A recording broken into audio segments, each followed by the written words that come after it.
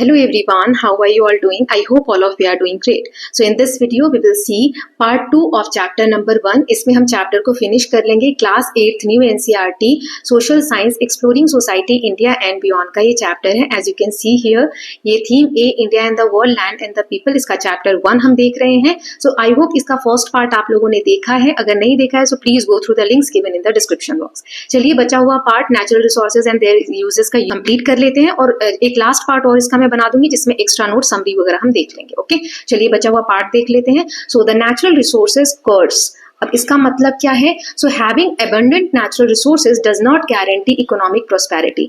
ऐसा नहीं है कि किसी कंट्री के पास बहुत सारा एबंडेंट मतलब भरपूर मात्रा में किसी एरिया में नेचुरल रिसोर्सेज है तो इससे ये नहीं साबित होता कि वहां की इकोनॉमिक अर्थव्यवस्था प्रॉस्पर होगी यानी समृद्ध होगी, क्योंकि some regions rich in natural resources can experience lower economic growth and development. A phenomenon economist call the natural resources curse. ऐसे जो रीजन होते हैं बहुत सारे जहां पर नेचुरल रिसोर्सेज पाए जाते हैं वो एरिया कभी कभी बहुत स्लो डेवलप करते हैं, वहां इकोनॉमिक ग्रोथ स्लो होती है, डेवलपमेंट स्लो होती है.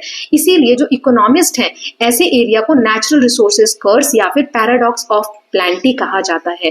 पुट इट सिंपली, अगर आसान भाषा में बोले इसका मतलब ये है that often having plenty of natural resources does not automatically means that country is rich. किसी कंट्री में बहुत ज्यादा नेचुरल रिसोर्सेज है इसका मतलब ये नहीं है कि वो कंट्री अमीर होगी, रिच होगी. Frequently economies are unable to develop industries that convert the resources into product of higher value. Frequently मतलब समय समय पर इकोनॉमीज जो होती हैं वो अनेबल होती हैं डेवलप करने के लिए इंडस्ट्रीज और जो उनके पास रिसोर्सेज हैं उनको वो हायर वैल्यू में कन्वर्ट कर पाए. मान लो कि कहीं पर कुछ चीजें हैं जो उनकी खान मिलती है, कोई चीजें हैं जो रिसोर्सेज पाए जाते हैं, ठीक है. अब इन रिसोर्सेज को यूज करने के लिए इंडस्ट्रीज भी तो होनी चाहिए जिनको हम कन्वर्ट कर सके वैल्यूएबल प्रोडक्ट में, है ना. लेकिन वो फ्रीक्वेंटली जो ऐसी इकोनॉमीज है जिनके पास पैसा नहीं है, ऐसे देश जो है तो कैसे इन रिसोर्सेज को कन्वर्ट करेंगे. So the chapter factor of production is in the later part of this book will give you an understanding of this. जब हम फैक्टर ऑफ प्रोडक्शन के बारे में पढ़ेंगे तब हमें पता चलेगा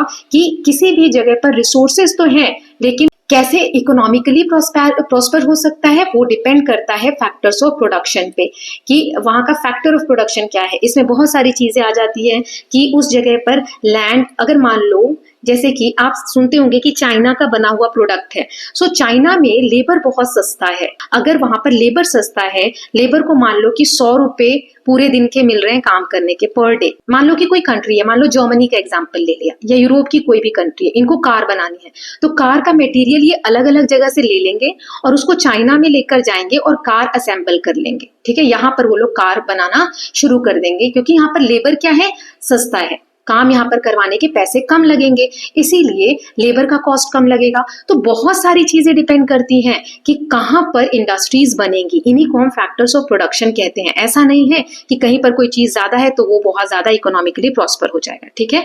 now India has generally avoided this curse by inviting in the development of such industries to meet our growing needs. अभी जो कर्स है, श्राप होता है, ये जो श्राप है कि बहुत सारा कहीं पर रिसोर्सेज है उसको सही से यूज ना कर पाए तो ये एक तरीके से श्राप ही है. लेकिन इंडिया ने बहुत सारी ऐसी इंडस्ट्रीज डेवलप कर ली हैं जो रिसोर्सेज का यूज करके और हमारी जो ग्रोथ है उसमें सही से यूज कर रहे हैं हम इसका. However, the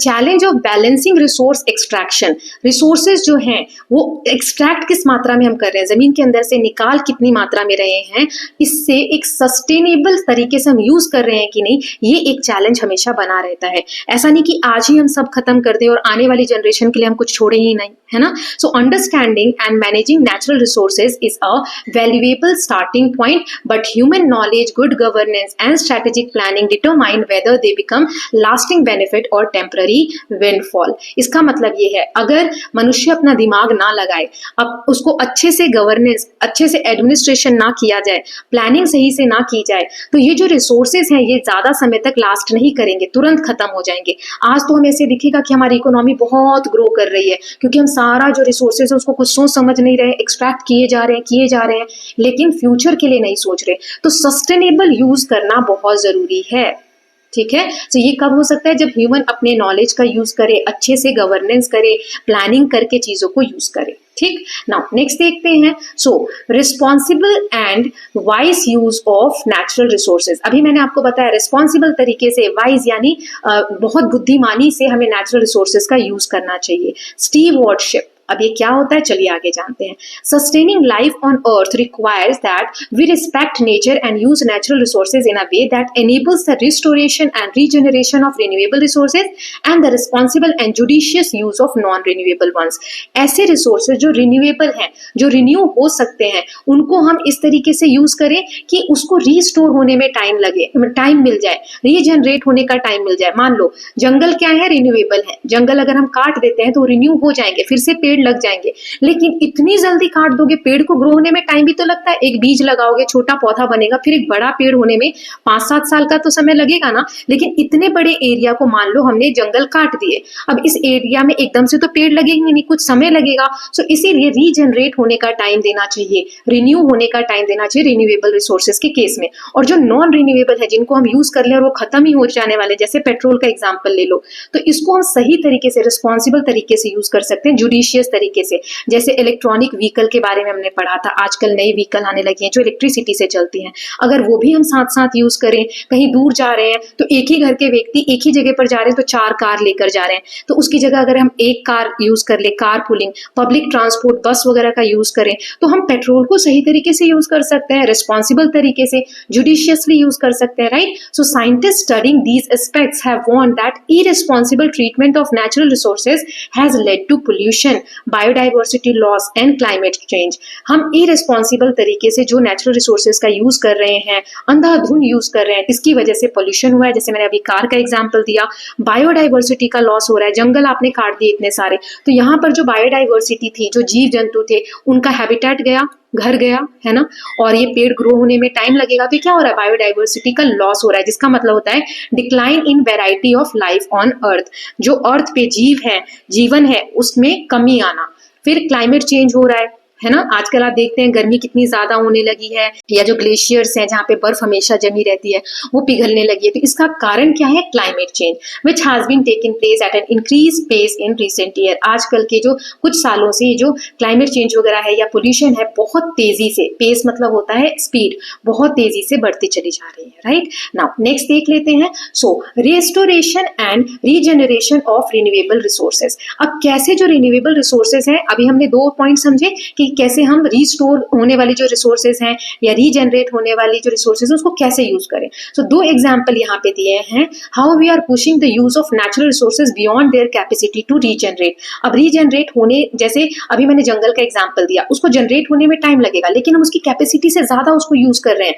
जैसे यहाँ दिया है, many farmers in our country extract ground water for irrigation purpose. जैसे ये खेत है, अब किसान को इस खेत में सिंचाई के लिए पानी चाहिए, तो उसने बोरिंग लगाया और बोरिंग लगाकर अंधाधुंध पानी यूज कर रहा है। धरती के अंदर पानी लिमिट है ना। हम बहुत ज्यादा यूज कर लें, बारिश हो रही है तो हमने कंक्रीट के रोड बना दिए हैं, अब रोड से पानी जो है धरती के अंदर तो जा नहीं रहा है, कहाँ जा रहा है, बहकर नदी नालों में चला जा रहा है। तो ये जो ग्राउंड वाटर, जो इस एरिया का पानी है धरती के अंदर, वो तो हम यूज करते जा रहे हैं, लेकिन धरती के अंदर पानी जाने नहीं दे रहे। So in most states extraction rate is greater than rate at which water table is रीप्लेनिश्ड।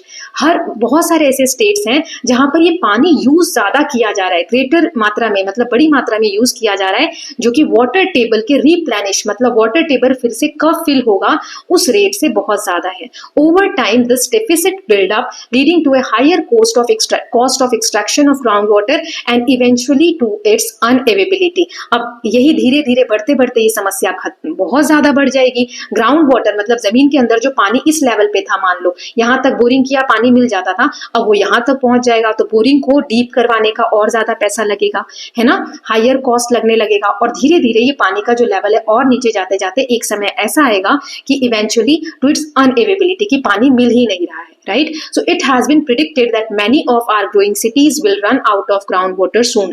ऐसा अनुमान लगाया जा रहा है कि बहुत सारे हमारे जो शहर हैं, बहुत जल्दी उनका जो ग्राउंड वाटर है, जमीन के अंदर का जो पानी का लेवल है, वो खत्म हो जाएगा। इनिशिएटिव्स, ऐसे कदम उठाना जिससे ग्राउंड वाटर का लेवल बढ़े, have been launch to remedy this. इसके सोल्यूशन के लिए कि जमीन के अंदर का पानी कैसे बना रहे, बहुत सारे कदम उठाए गए हैं। जैसे वाटर हार्वेस्टिंग, ये ट्रेडिशनल प्रैक्टिस है हमारे समाज में, पानी को बचाना, रेजुविनेशन ऑफ पॉन्ड, टैंक, जो तालाब वगैरह है, टैंक्स हैं जो गंदे पड़े हैं जिसमें कचरा फिल है, उसको रेजुविनेट करना, दोबारा से साफ सुथरा करना ताकि बारिश का पानी आए तो उसमें जमा हो। Cutting down on wasteful consumption of water, जो पानी को हम फालतू वेस्ट करते हैं, गाड़ियां धो रहे हैं, पार्किंग में डाल रहे हैं, है ना, बहुत सारा वेस्ट होता है पानी, उससे हमें कट डाउन करना, मतलब कम ऐसा वेस्ट करना चाहिए। Reusing water are some of the strategies attempted, जो पानी है उसे रीयूज करना, जैसे किचन का जो पानी है उसको ऐसे ही बहने देने से अच्छा है कि उसे हम खाद वगैरह में डालें या गार्डन वगैरह में फ्लो करने दें, है ना, जाने दें,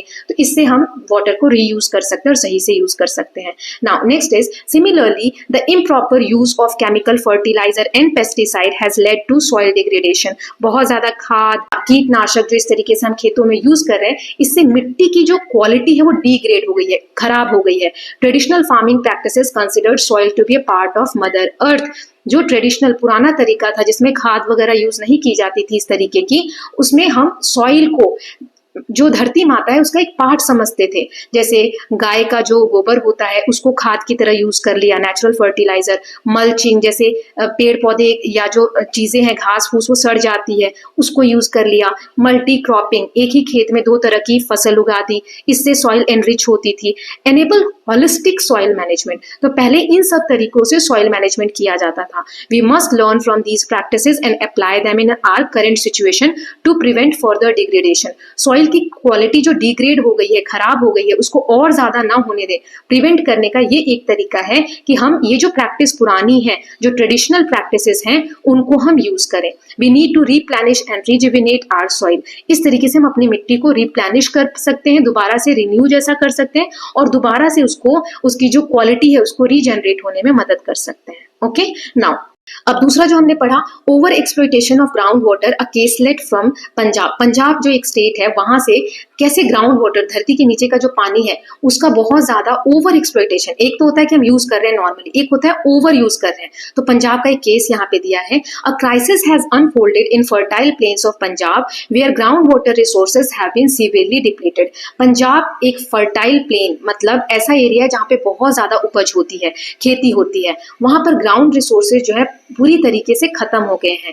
Punjab was home to green revolution that fed a large proportion of our population and contributed to India becoming self sufficient in food. हमारे देश में आजादी के बाद अनाज की बहुत कमी हुई, सो एक समय ऐसा आया, गवर्नमेंट ने ग्रीन रेवोल्यूशन लॉन्च किया। ग्रीन रेवोल्यूशन के समय बहुत सारे ऐसे खाद और ऐसे जो अभी हम ये यूज कर रहे हैं, अभी लास्ट पेज में देखा, उससे खेती की जो उपज है उसमें एकदम से बम्पर ग्रोथ हुआ, बहुत ज्यादा ग्रोथ हो गई, जिसकी वजह से हमारी जो पॉपुलेशन को अनाज की कमी हो रही थी वो खत्म हो गई। सो उस वक्त ग्रीन रिवोल्यूशन के बारे में आगे आप पढ़ोगे या नेक्स्ट क्लासेस में। सो ग्रीन रिवोल्यूशन मतलब खेती में एकदम से, एग्रीकल्चर के फील्ड में एकदम से बूम आना, बहुत ज्यादा ग्रोथ होना, जो इतनी बड़ी पॉपुलेशन को अनाज की कमी थी वो कमी कम हो जाना, ठीक है। देन इस समय पंजाब का बहुत इंपॉर्टेंट रोल था।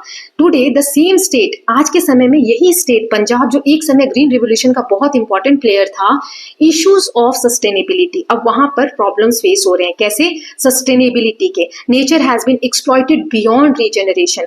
जो एक नेचर की स्पीड होती है अपने आप को रीजनरेट करने की, उस स्पीड से ज्यादा एक्सप्लॉइट कर लिया गया, उसको ओवर यूज कर लिया गया, at least in the short term, बहुत छोटे समय में। However this concern is not particular to Punjab, it affects many other state. ऐसा नहीं है कि सिर्फ पंजाब का ही केस है, ये बहुत सारे स्टेट्स का ऐसा हाल है। देखो, ये जो मैं बार बार कह रही हूँ ना, एक्सप्लॉइट हो गया, रीजनरेट होने की स्पीड से ज्यादा, इसको एक एग्जाम्पल से समझा देती हूँ ताकि आपके दिमाग में बैठ जाए। जैसे एक नल है, नल से आप पानी भर रहे हो, ठीक है, बाल्टी यहाँ पर रखी हुई है, अब इस बाल्टी में ये पानी गिर रहा है, बाल्टी फिल हो रही है, आप एक मग लेकर आए और मग से पानी निकाल निकाल के बाहर फेंक रहे हो, ठीक है। अब जो पानी के भरने की स्पीड है वो एक लेवल है, नल से एकदम से एक मग पानी तो आएगा नहीं, आप एक एक मग पानी फेंकते जा रहे हो, तो कभी ये पानी भर पाएगा क्या? एक समय ऐसा आएगा कि बाल्टी बिल्कुल खाली हो जाएगी, उसमें थोड़ा भी पानी नहीं आएगा और भरी हुई बाल्टी को आपने फेंक दिया, पानी यूज कर लिया, तो ये नल को फिर टाइम लगेगा ना इस बाल्टी को भरने में। अगर आप उतना टाइम नहीं दे रहे हो तो आपको प्रॉब्लम तो फेस करनी पड़ेगी, है ना। सो इससे आप समझ सकते हो यहाँ पर आप क्या कर रहे हो, एक्सप्लॉइट कर रहे हो, ठीक, ओवर एक्सप्लॉइटेशन, एक्सप्लॉइट कर रहे हो, ये वाला वर्ड आपके केस में यूज हुआ यहाँ पर कि हम पानी को ज्यादा यूज कर रहे हैं। और रीजनरेशन मतलब ये जो नल है इसकी कैपेसिटी की ये बाल्टी को कितनी देर में भर पा रहा है। सो किसकी स्पीड ज्यादा होनी चाहिए, बाल्टी को फिल करने की स्पीड ज्यादा होनी चाहिए, तब प्रॉब्लम नहीं होगी। लेकिन यहाँ पर क्या हो रहा है, एक्सप्लॉइट करने की स्पीड ज्यादा है, इसीलिए ये सिचुएशन या प्रॉब्लम जो है हमें फेस करने को मिल रही है। ठीक है, सो आई होप अब आपको क्लियर हो गया होगा। In the 1960s farmer shifted to higher yield varieties of wheat and paddy. These requires more water than the traditional seeds and farmer begin to extract groundwater to meet this need. ये 1960s में ही ये green revolution आया था, जो मैंने आपको बोला हरित क्रांति। उस वक्त जो बीज थे गेहूं के, चावल के, धान जो होती है पैडी जिससे चावल बनते हैं, सो इनके नए वैरायटी के बीज आने लगे जो ट्रेडिशनल, जो हमारे शुरू से बीज चले आ रहे थे उनसे अलग थे। इनको उगाने के लिए बहुत ज्यादा पानी की जरूरत होती थी। अब किसानों को क्योंकि इन बीजों से फसल अच्छी मिल रही थी तो वो धरती के नीचे से पानी एक्सट्रैक्ट करने लगे ज्यादा से ज्यादा, क्योंकि इन बीजों को ज्यादा पानी चाहिए था। In addition the supply of free power led to the over pumping of ground water. अब गवर्नमेंट ने उस वक्त क्या किया, किसानों की मदद के लिए कि ग्रीन रिवोल्यूशन आया है, अब देश में अनाज की कमी नहीं होगी, इसीलिए जो बिजली थी वो भी फ्री प्रोवाइड कर दी कि किसानों को पावर यानी बिजली का खर्चा भी ना लगे, ताकि वो ग्राउंड वाटर आसानी से यूज कर पाए। लेकिन इसका क्या हुआ, क्योंकि अब पानी फ्री में मिल रहा है, मोटर चलाने के पैसे नहीं लग रहे हैं, तो ओवर पंपिंग, अब जितनी जरूरत है उससे ज्यादा ग्राउंड वाटर का पानी निकालने लग गए। ये अभी भी हम इंडिया में ये प्रैक्टिस देख सकते हैं। Modern farming techniques also require the use of chemical pesticides and fertilizer. जो मॉडर्न टेक्निक्स है इसमें पेस्टिसाइड्स यानी कीटनाशक, केमिकल फर्टिलाइजर्स, जो खाद वगैरह होते हैं केमिकल से मिले हुए होते हैं, ये सब भी बहुत नुकसान पहुंचाते हैं मिट्टी को, राइट। आगे देखते हैं। The combined effect of these factors is that underground level in a large part of Punjab has become inaccessible till depth of about 30 meters, and chemicals from the pesticides and fertilizers have dissolved in groundwater causing health hazards. अब इससे क्या हुआ, ये सारी चीजें मिल गई, combined effect हो गए कि एक तो ग्राउंड वाटर का लेवल जो है पूरे पंजाब में कम होते चला गया है ना, एंड केमिकल जो फर्टिलाइजर्स, पेस्टिसाइड्स इनमें मिले हुए थे ये ग्राउंड वाटर में मिल गए धरती के नीचे। अब पानी है यहाँ पर, ये पानी आपको दिख रहा है खेतों में, इसमें आपने केमिकल फर्टिलाइजर डाला तो फर्टिलाइजर रीस के धरती के अंदर जाएगा, ग्राउंड वाटर में मिलेगा, तो ग्राउंड वाटर क्या हुआ, दूषित हो गया, इससे हेल्थ प्रॉब्लम्स भी आने लगी। और ग्राउंड वाटर आप देख सकते हो किस तरीके से मोटर से या पंप से एक्सट्रैक्ट किया जा रहा है, और वेट पैडी फील्ड खेतों में पानी इस तरीके से आता है। ओके, नाउ नेक्स्ट देख लेते हैं। Almost 80% of the area Punjab has been classified as over exploited. 80% जो पंजाब का एरिया है, मान लो इतना बड़ा पंजाब है तो इसका 80%, 20% सिर्फ नहीं, मतलब 80% एरिया जो है वहां पर ओवर एक्सप्लॉइटेशन हुआ है पानी का। दूसरे शब्दों में कहें, we have drawn water at the rate much greater than at which restoration और rejuvenation of ground water is possible. Same वही जो मैंने नल का एग्जांपल दिया, हमने पानी ज्यादा निकाल लिया धरती के अंदर से। धरती के अंदर वाला हिस्सा आप बाल्टी समझ लो, और बाहर जो हम पंप से पानी एक्सट्रैक्ट कर रहे हैं वो मग समझ लो, कि पानी हमने ज्यादा निकाल लिया है धरती के अंदर जो पानी सीखता है, जमा होता है, उसके कंपैरिजन में। Okay, so we can see that food security was ensured for short time. थोड़े समय के लिए तो हाँ ये सुविधा मिल गई कि फूड सिक्योरिटी, अनाज वगैरह बहुत उपजा, लोगों को अनाज की कमी नहीं हुई, लेकिन लॉन्ग टर्म में आप देखो कि उसके क्या क्या कंसिक्वेंसेज हुए, क्या क्या असर हुए, जो आज भी हम प्रॉब्लम फेस कर रहे हैं, इसको हील होने में टाइम लगेगा। ठीक है, ये आप देख सकते हैं मैप की रेड वाला जो एरिया दिख रहा है आपको कि यहाँ पे 40% तक ग्राउंड लेवल का पानी डिक्रीज हो गया है, राइट। तो मैप में आप देख सकते हो कि कितना वाटर लेवल कम हो गया है। जून 2022 का मैप है आपका।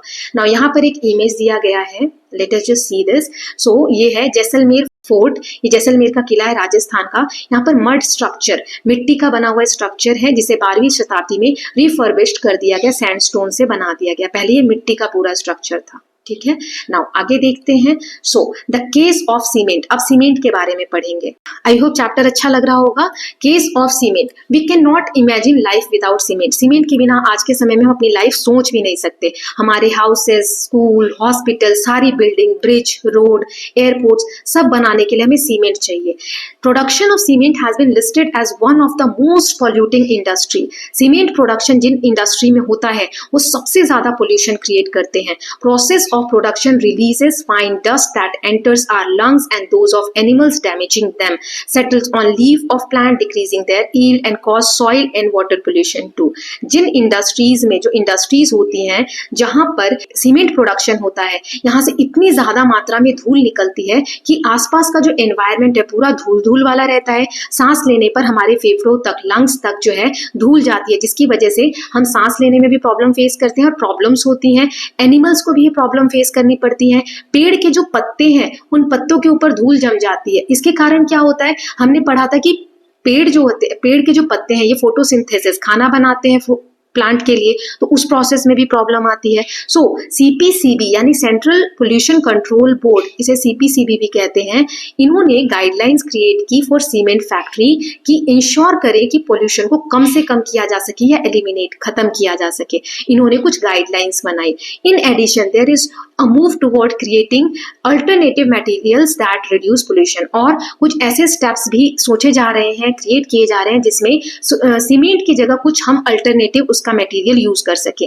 These includes the use of traditional materials like stone and mud, पत्थर, कीचड़, इनको यूज करके, जैसे अभी हमने एक इमेज में देखा, new plant based materials and recycle materials, जो वेस्ट वगैरह, वेस्ट प्लास्टिक है, उनको हम रिसाइकल करके कुछ ऐसा बना सके जो एनवायरमेंट को कम हार्म पहुंचाए। Traditional materials and methods are being combined with modern technology advance to create new materials that are sustainable. ऐसे आज की जो टेक्नोलॉजी है उनको यूज करके, जो पुराने मटेरियल्स हैं या मेथड है हमारे, उनको यूज करके एक नया मटेरियल क्रिएट किया जा रहा है जो सस्टेनेबल हो, लाइफ सस्टेनेंस उसकी ज्यादा हो, ज्यादा समय तक हम यूज कर सके। Process of production is less polluting, जिसको बनाने में पोल्यूशन कम हो। प्रोवाइडेड लोकल एम्प्लॉयमेंट, जो लोकल एरिया जहां पर वो इंडस्ट्री सेट हो रही है वहां के लोगों को काम भी मिले काम करने के लिए।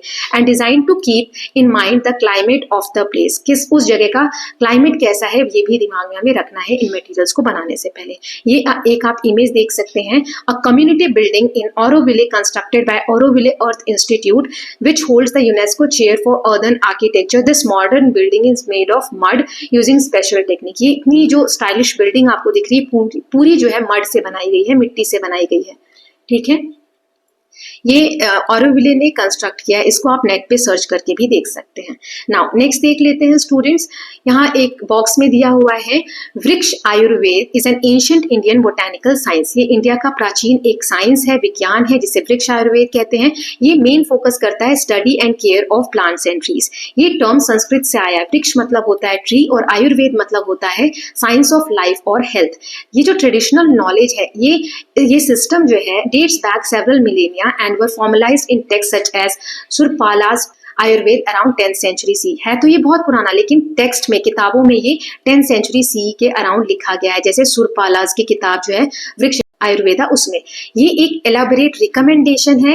रिकमेंडेशन मतलब एक सुझाव इसमें दिया गया है, स्पेसिफिक प्लांट्स को कैसी मिट्टी में ग्रो करना है, provide intricate methods for seed collection, preservation and pre planting treatments, कि बीज जो है उनके सैंपल्स को हम कैसे जमा करके रख सकते हैं, प्री प्लांटिंग ट्रीटमेंट, पौधा लगाने से पहले क्या क्या हमें चीजें करनी चाहिए, वो सब चीजें इसमें बताई गई हैं। इरिगेशन टेक्निक्स के बारे में बताया गया, जो सिंचाई के साधन होते हैं उसको डिटेल में बताया गया है, with recommendation watering according to plant species, growth stage and seasonal condition.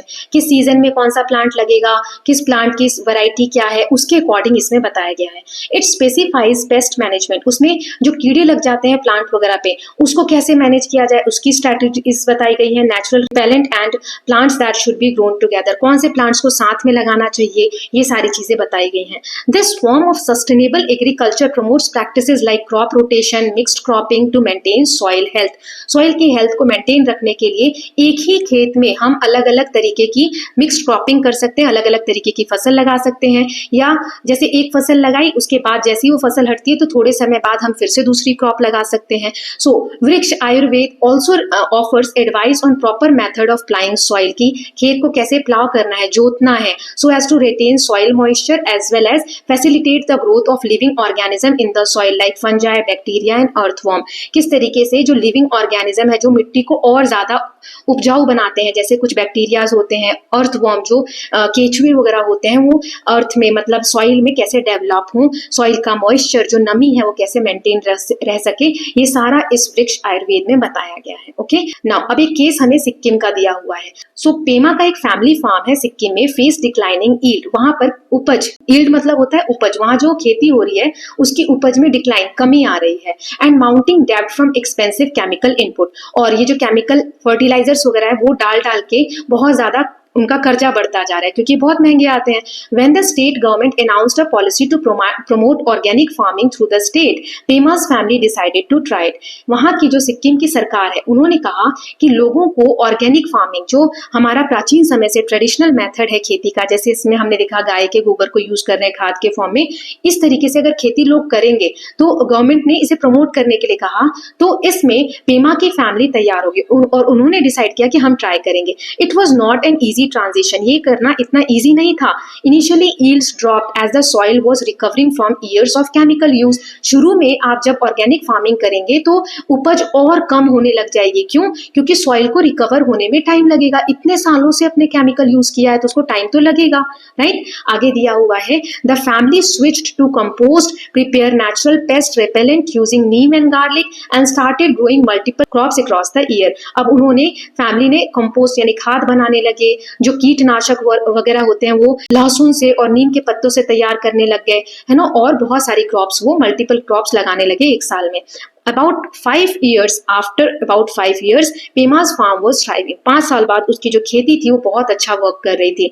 वहां पर कार्डमम, जिंजर और जो ट्रेडिशनल वेजिटेबल्स हैं वो प्रीमियम प्राइजेस पे बिकने लगे। इन 2016 में सिक्किम पहला ऐसा स्टेट बना जहां पे 100% ऑर्गेनिक खेती होती है 2016 में। Okay, with all of its farmland certified organic. वहां जितने खेत हैं सब वहां पर ऑर्गेनिक खेती वहां पर होती है, इसके लिए वो सर्टिफाइड है। द इफेक्ट्स वर ट्रांसफॉर्मेशनल, वहां के जो इफेक्ट्स है वो ट्रांसफॉर्मेशनल है। लोकल बायोडाइवर्सिटी फ्लरिश्ड, वहां की जो बायोडाइवर्सिटी है वो फ्लरिश हुई। With beneficial insects and bird returning, जो बर्ड्स वहां से जाने लगे थे वो रिटर्न होने लगे। टूरिज्म इंक्रीज होने लगा, विजिटर्स फिर से आने लगे जो फार्मिंग मॉडल्स है उनको जानने के लिए। फार्मर्स की जो इनकम है, किसानों की जो इनकम है 20% बढ़ गई एवरेज से। आज Sikkim serve as a global model demonstrating that an entire region can successfully transition to sustainable agriculture practices. Sikkim आज हमें एक एग्जाम्पल की तरह, ग्लोबल मॉडल, पूरी दुनिया में एक मॉडल की तरह दिखा रहा है कि किस तरीके से पूरे एरिया को हम बदल सकते हैं सस्टेनेबल तरीके से एग्रीकल्चर प्रैक्टिस को यूज करके, और इसके साथ हम इकोलॉजिकल और इकोनॉमिक आउटकम भी बदल सकते हैं। इकोलॉजिकल मतलब हमारे एनवायरनमेंट को, जैसे हम बर्ड्स यहाँ रिटर्न हो रही हैं, इंसेक्ट्स वगैरह फिर से बेनिफिट पहुंचा रहे हैं खेती को। इकोनॉमिक यानी पैसों से रिलेटेड कि फार्मर्स की जो इनकम है वो 20% बढ़ गई है, राइट? सो ये सारी चीजें दी गई हैं। Now next is responsible and judicious use of resources. हमें रिसोर्सेज को अच्छे तरीके से, रिस्पॉन्सिबिलिटी के साथ और जुडिशियस तरीके से, न्यायपूर्वक तरीके से यूज करना चाहिए। In the case of non renewable we need to ensure that we use the resources so that they can last long enough for humanity to find more sustainable alternatives।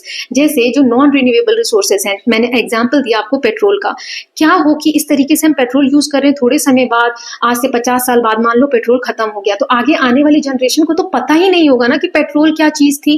और दूसरा, petrol का कोई और source, जैसे अभी हमने electric vehicles use किए, तो इसके भी और क्या अल्टरनेटिव्स हो सकते हैं, उनको ग्रो होने के लिए, उनको इन्वेंट होने के लिए, डेवलप होने के लिए टाइम तो मिले ह्यूमैनिटी के लिए। जो मनुष्य है उस आगे आने वाले समय के लिए भी तो इसे हमें सेव करके रखना है, तो इसीलिए हमें इसे सही से यूज करना चाहिए। For example, we need to make switch to renewable source of energy for as many purpose as we can. Non renewable, जैसे पेट्रोल नॉन रिन्यूएबल है, इसके ऑल्टरनेटिव जैसे इलेक्ट्रिक व्हीकल हो गया, हमें ऐसे सोर्सेज की तरफ स्विच होना चाहिए। Even as we deal with these issues, we must be mindful that the distribution and access to resources, including basic ones like water and clear air, is often unfair to some sections of society. जैसे in cities, many areas do not receive adequate and regular supply of drinking water. Air pollution caused by industries and excessive use of fossil fuel affect those who are unable to protect themselves from these hazards. So हर जगह situation same नहीं है। Cities में तो आपको पीने का पानी भी रोज सप्लाई नहीं होती है, कहीं कहीं पर एयर पोल्यूशन देखने को मिलता है क्योंकि इंडस्ट्री से एक्सेसिव यूज हो रहा है फॉसिल फ्यूल, क्योंकि इंडस्ट्री से वेस्टेज होता है, एक्सेसिव यूज हो रहा है फॉसिल फ्यूल का, है ना। सो अफेक्ट दोज, उनको ही अफेक्ट करते हैं, those who are unable to protect themselves from these hazard. We must remember our relationship with nature, हमें जो प्रकृति के साथ हमारा रिलेशनशिप है उसको याद रखना चाहिए। And act as steward of natural resources toward restoration, regeneration and sustainability. हमें इन तीनों पॉइंट्स को RRS इनको याद रखना चाहिए कि हमें जो भी रिसोर्सेज उनको रिस्टोर करना, रीजनरेट करना और सस्टेनेबल तरीके से यूज करना चाहिए। भगवत गीता रेफर्स टू लोक संग्रह, the idea that everyone must transcend personal desires and act for wellbeing of all. इसका मतलब क्या है? लोक संग्रह मतलब कि हर मनुष्य को अपने पर्सनल जो हमारी खुद की इच्छा है या खुद की इच्छा से ऊपर दूसरों की भलाई को रखना चाहिए। Has the time come for us to consider this seriously. अब वो समय आ चुका है जो इस कोड को कि लोक संग्रह को हमें सीरियसली लेना होगा, लोगों की भलाई के लिए सोचना होगा। ओके, नाउ ये आप मैप दे सकते हैं, सैटेलाइट इमेज है, ये लार्जेस्ट सोलर पार्क है वर्ल्ड का जो राजस्थान में लोकेट है। ऊपर से देखने पर आपको इस तरीके से कुछ दिखता है। ये इलेक्ट्रिसिटी जनरेट करता है सन की एनर्जी को यूज करके, क्योंकि सोलर पार्क्स हैं to power about 15% of the current need of Rajasthan. Rajasthan की जो इलेक्ट्रिसिटी की नीड है, जितनी जरूरत है, उसका 15% ये सोलर पैनल्स क्रिएट करके देते हैं। ये रायचूर कर्नाटका के सोलर पैनल फील्ड है, आप देख सकते हैं। तो ये सब क्या है? रिन्यूएबल यूज कर रहे हैं हम, है ना, रिन्यूएबल तरीके से रिन्यूएबल रिसोर्सेज का यूज कर रहे हैं, राइट। ये कुछ स्टेप्स हो सकते हैं। नाउ नेक्स्ट देख लेते हैं, international solar alliance India's leadership in renewable energy. India कैसे लीड कर रहा है रिन्यूएबल एनर्जी के क्षेत्र में, उसके बारे में पढ़ते हैं। इंडिया और फ्रांस ने लॉन्च किया IASE, इसकी फुल फॉर्म है international alliance for solar energy. 2015 में ये प्रोग्राम लॉन्च हुआ। A coalition of sunshine rich countries committed to harnessing solar power.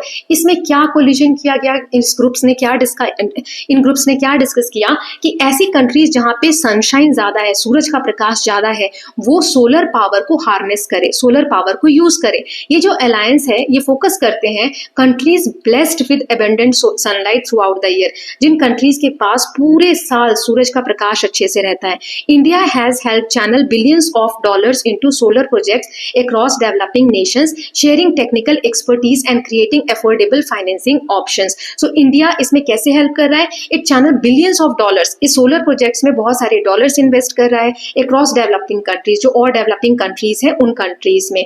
यहाँ पर अपने टेक्निकल एक्सपर्ट्स को शेयर कर रहा है ताकि उनको टेक्निकल एक्सपर्टीज मिल सके और फाइनेंशियल ऑप्शन जो है उनको अफोर्डेबल बना रहा है। The Bhadla solar park is a symbol of India solar ambition, demonstrating how a country can transition from traditional energy source to renewable alternatives. So किस तरीके से रिन्यूएबल सोर्स को हम अल्टरनेटिव बना सकते हैं, उसका एक ये एग्जाम्पल है भादला सोलर पार्क। इंडियंस के लिए ये जो अलायंस है इंडिया और फ्रांस का, represent both environmental responsibility and economic prosperity. ये दोनों दृष्टि से बहुत अच्छा है। ओके, सो इसके साथ हमने चैप्टर कंप्लीट कर लिया है। अब हम बुक में जो समरी दी गई है बिफोर वी मूव ऑन वो देख लेते हैं, फिर बुक के क्वेश्चन देख लेंगे। Natural resources are material and substances that occur in nature and are valuable to human. Natural resources वो सब्सटेंसेज जो नेचर में मिलते हैं हमें और ह्यूमंस के लिए जरूरी होते हैं। There are different ways of categorizing resources, renewable and non renewable.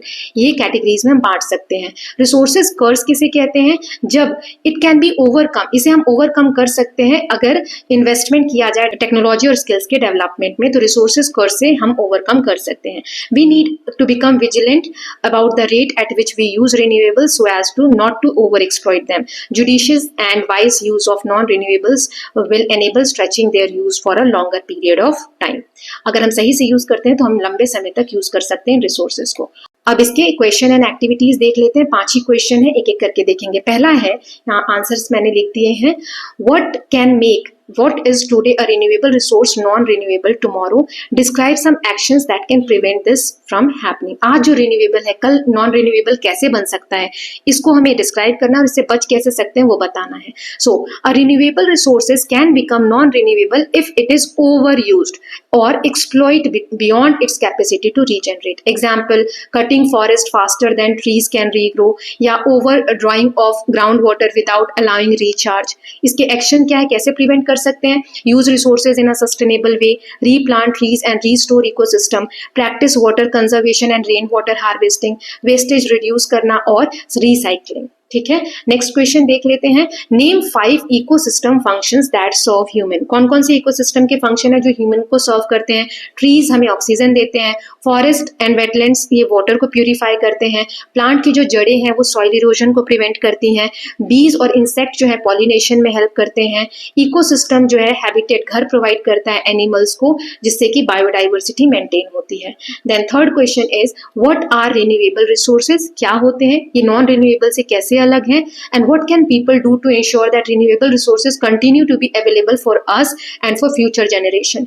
Give two examples. यहाँ पे सस्टेनेबिलिटी की बात है कि आज भी हम यूज कर रहे हैं और कैसे यूज करें कि फ्यूचर जनरेशन भी इसको यूज कर सके। सो इसका आंसर थोड़ा बड़ा है।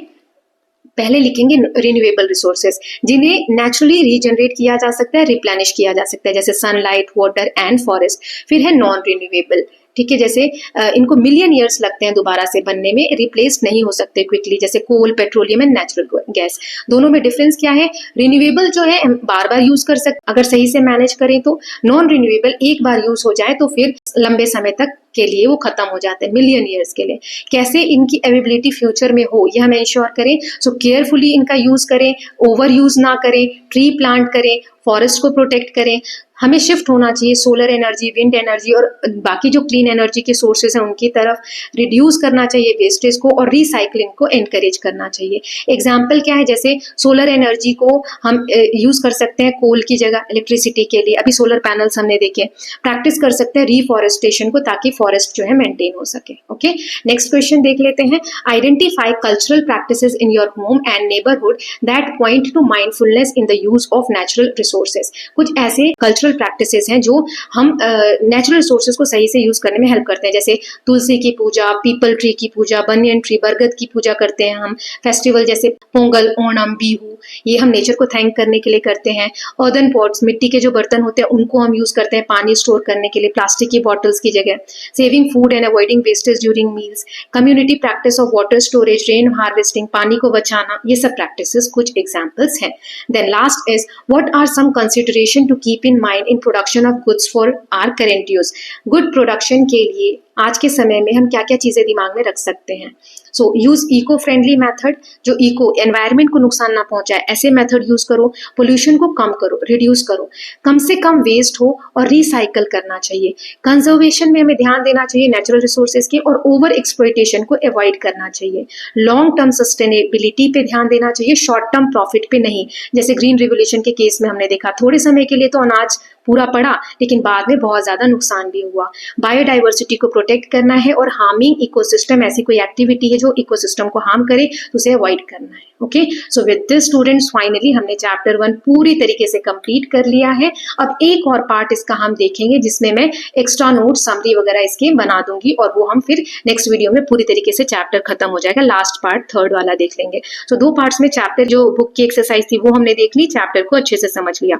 किसी को भी कोई डाउट है please let me know in the comment section. I hope all of you are enjoying these videos and loving these videos. If you are doing so, please like and share it and don't forget to subscribe Kalyan TV channel for more such videos. Thank you so much.